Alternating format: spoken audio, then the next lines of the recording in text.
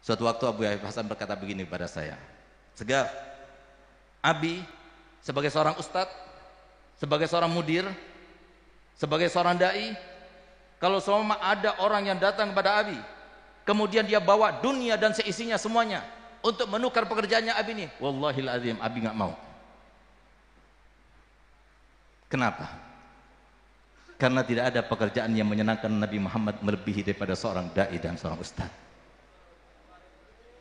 Kamu pikir bahwasanya Nabi kita Muhammad SAW tidak membalas setiap jerih payah mereka para dai, mereka para gori Quran, mereka yang mengajar, para wali santri yang memasukkan anaknya santri-santri itu ke pondok? Apakah tidak akan dibalas oleh Nabi Muhammad SAW? Dibalas, karena mereka telah mendekatkan anak-anak mereka, orang-orang umatnya semuanya untuk supaya mengikuti ajarannya yang keinginannya Nabi Muhammad.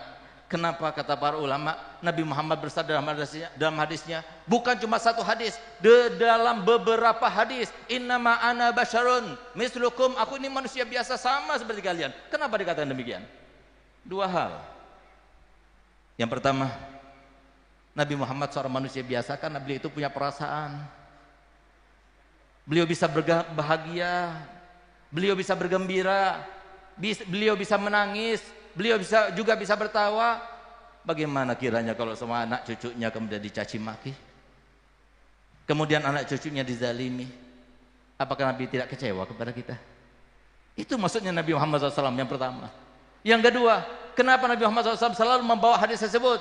Karena sebagaimana kita masing-masing punya cita-cita, angan-angan yang belum terlaksana, yang selalu kita berharap berdoa kepada Allah Ta'ala, Nabi Muhammad juga punya cita-cita, Nabi Muhammad juga punya angan-angan, Nabi Muhammad juga punya harapan, Nabi Muhammad juga punya kehendak. Kalau kita ingin tahu apa kehendak Nabi Muhammad, cita-cita Nabi Muhammad, angan-angan Nabi Muhammad, harapan Nabi Muhammad, tidak ada lain, tidak ada satupun daripada umatnya kecuali masuk surga bersama Nabi Muhammad.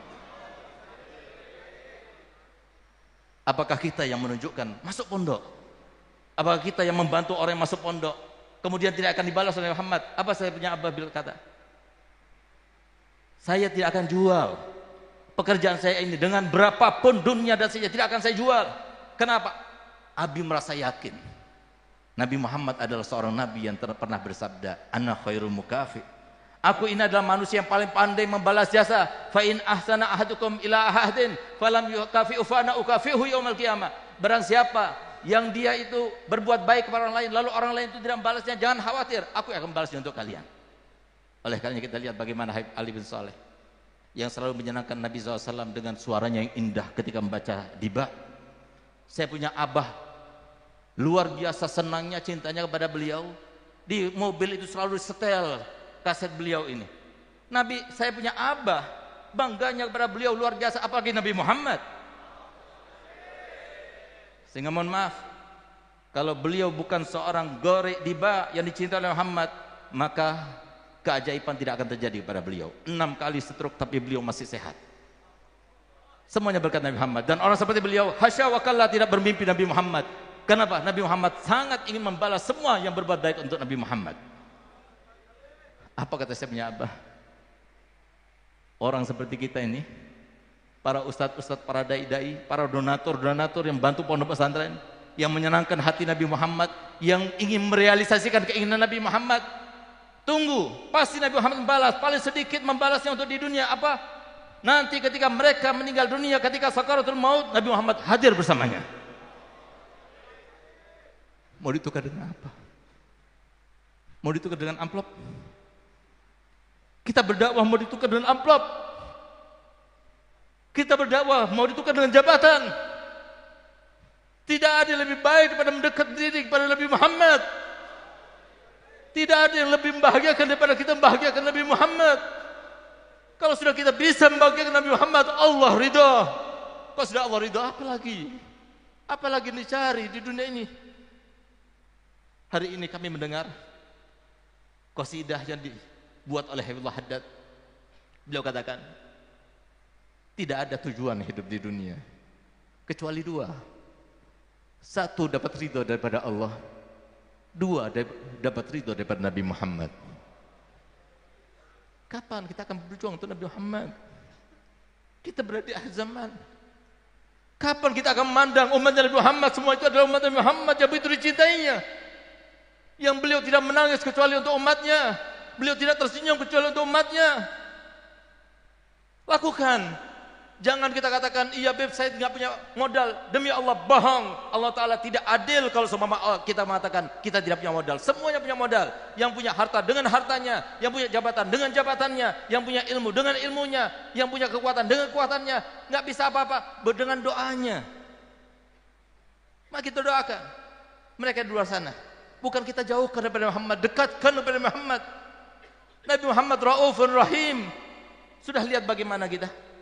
Sudah lupakah kita bagaimana ketika ada satu orang yang bermimpi Nabi Muhammad, kemudian dia bertanya, ya Rasulullah, nanti ketika di padang mahsyar yang berhak dapat syafaatmu dari umatmu itu umatmu yang mana? Dijawab oleh Muhammad, mereka ahlu la ilaha illallah Muhammad Rasulullah. Ditanya kembali, ya Rasulullah, umatmu sudah berbeda-beda, bercabang-cabang, yang dapat syafaatmu kelak nanti di hari kiamat siapa? Dijawab untuk dua kalinya, ahlu la ilaha illallah Muhammad Rasulullah. Ketiga kalinya beliau bertanya, ya Rasulullah, maksudnya thariqahnya beda, mazhabnya beda, yang akan mendapatkan daripada syafaatmu kelak nanti dari kiamat dari mereka itu yang mana? Nabi SAW ketiga kalinya beliau katakan, ahlu la ilaha illallah Muhammad Rasulullah.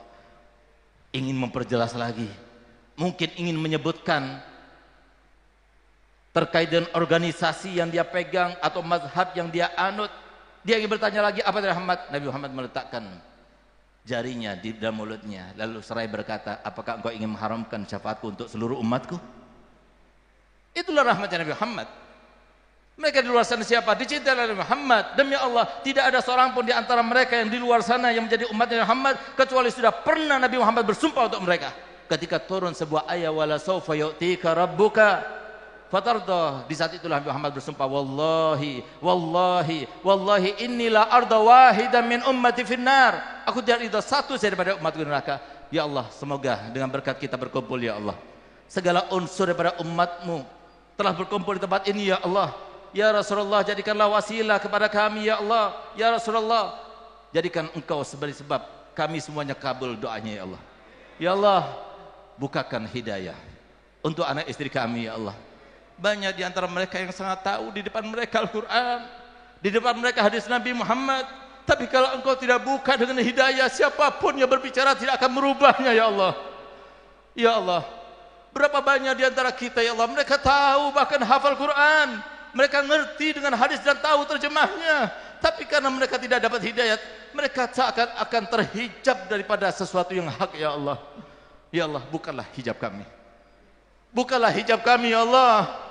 Hilangkan segala cinta daripada dunia, daripada hati kami ya Allah. Cinta pada dunia hilangkan, cinta pada jabatan hilangkan, cinta kepada harta benda hilangkan, cinta kepada keluarga hilangkan. Tidak tersisa dalam hati kami kecuali cinta kepadamu dan cinta kepada kasih-Mu Muhammad ya Allah.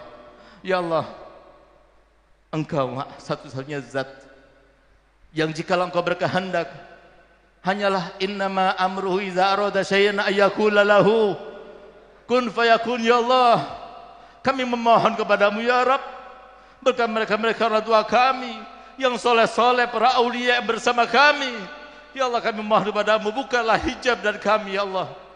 Ya Allah, berikanlah hidayah kepada kami, berikanlah hidayah kepada saudara-saudara kami, berikanlah hidayah kepada keturunan kami, berikanlah hidayah kepada anak santri kami, santri kami ya Allah. Ya Allah, berikanlah hidayah kepada masyarakat Indonesia, negara kami ya Allah. Berikanlah hidayah kepada mereka semuanya. Demi Allah, kalau Engkau berkehendak, semuanya akan mudah, semuanya akan terlaksana. Ya Allah, jadikanlah negara Indonesia menjadi negara baldatun thayyibatun wa rabbun ghafur. Jadikanlah negara Indonesia negara yang kaya raya. Jadikanlah negara Indonesia negara yang bermartabat. Jadikanlah negara Indonesia negara yang bermarwah. Jadikanlah para pejabat-pejabat kami, saudara-saudara kami yang berada dalam jabatan itu ya Allah, mereka yang beriman dan bertakwa, mereka yang memikir kepada masyarakatnya, yang jikalau mereka jauh daripada ajaran Nabi Muhammad, bagaimana mungkin mereka tidak akan terseret dan terjerumus ke dalam pembusukan dan penjerumusan oleh iblis dan koloni-koloninya itu ya Allah. Ya Allah, jadikanlah mereka semua insyaf ya Allah. Ya Allah, berikanlah iman dan takwa kepada mereka semuanya ya Allah. Ya Allah, Engkau telah berfirman dalam Al-Quran, wa rahmati wasi'at kulla syai', dan rahmatku akan meliputi segala sesuatu. Bukankah kami semuanya adalah sesuatu itu ya Rab? Bukankah negara kami Indonesia adalah sesuatu itu ya Rab? Bukankah tempat kami berpijak adalah sesuatu itu ya Rab? Ya Rab, berikanlah kami, liputilah kami dengan rahmat-Mu ya Allah. Rahmatilah orang tua kami sudah meninggalkan kami. Entah bagaimana keadaan mereka ya Allah. Rahmatilah mereka semua ya Allah. Rahmatilah orang tua kami yang masih hidup. Rahmatilah istri-istri kami ya Allah. Rahmatilah para suami kami. Rahmatilah keluarga kami. Berikan mereka rahmat ya Allah, dengan suatu rahmat yang sangat memungkinkan untuk mereka itu bermimpi Nabi Muhammad dan memandang Nabi Muhammad, yaitu suatu rahmat yang menancap dalam hati mereka bahwasanya tidak ada yang selamat hidup di dunia kecuali ikut jejak daripada Nabi Muhammad. Ya Allah, jadikanlah kami termasuk yang berada dalam ayat itu, wa may yuti'illaha wa rasulahu faqad faza fauzan, faqad faza fauzan, faqad faza fauzan. Jadikanlah kami termasuk beruntung, beruntung di dunia, beruntung di dunia ya Allah. Jadikanlah kami termasuk beruntung, beruntung di kubur kami, beruntung di surat kami, beruntung dengan segala anugerah yang Kau berikan kepada kami, beruntung nanti ketika di padang mahsyar, karena pertama yang kami pandang daripada wajah manusia adalah wajah mulia Nabi Muhammad. Ya Allah, jadikanlah kami termasuk yang akan tidak Kau haramkan daripada memandang wajah Nabi Muhammad, yang pada saat itu Nabi Muhammad berkata, man lam yarani yaumal qiyamah lam yadkhulil jannah. Barang siapa tidak melihatku nanti di hari kiamat, maka dia tidak akan masuk dalam surga ya Allah. Berikanlah kami pandangan pada Muhammad di dunia sebelum di akhirat nanti. Di akhirat sebelum kami berada di dalam surga ya Allah. Jauhkan kami daripada pandangan yang bisa mencegah kami daripada memandang Nabi Muhammad. Rabbana atina fid dunya hasanah wa fil akhirati hasanah wa qina adzabannar. Wa sallallahu ala sayyidina Muhammadin wa ala alihi wasallam. Walhamdulillahirabbil alamin.